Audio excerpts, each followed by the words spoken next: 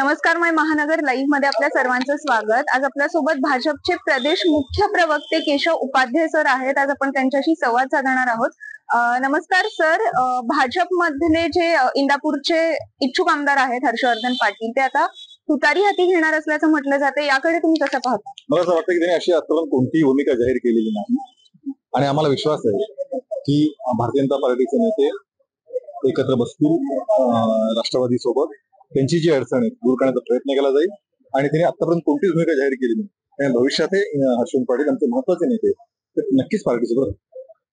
भाजपचे अनेक बडे नेते हे बाहेर जात आहेत सध्या, कुठे जात आहे, कोण कोल्हापूरमध्ये घाडवी गेले असा शब्द तुम्ही करताय, त्यामुळे तेच पुन्हा तिथेच तो विषय स्थानिक सगळ्यांची काही अडचणी प्रत्येक काही जणांच्या आहेत त्या सोडवण्याचा प्रयत्न करतोय, पण अनेक नेते आता एकच नेते गेले आणि मला असं वाटतं की बाकी नेत्यांच्या जे काही अडचणी आहेत भाजप नक्की त्याची चर्चा करून दूर करण्याचा प्रयत्न करेल।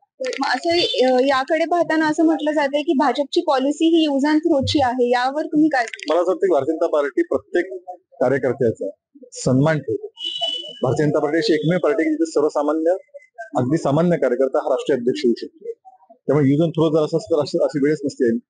भारतीय जनता पार्टी कार्यकर्ता सन्मान करते, येणाऱ्या नेत्याचा सन्मान करते, त्या कर्तृत्वाप्रमाणे त्याला काम देते, हे जितकंच युती धर्माचं पालन करता करता भाजप संपत चाललंय? बिलकुल नाही, भारतीय जनता पार्टी युती धर्माचं पालनही करते आणि भारतीय जनता पार्टी स्वतःचा विस्तारही करते, त्यामुळे अशा प्रकारे कोणत्या कॉन्ट्रडिक्टरी नाही।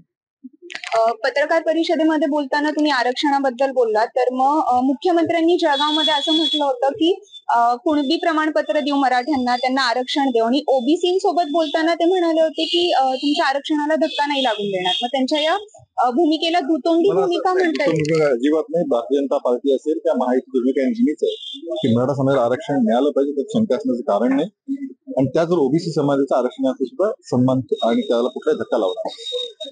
थँक्यू।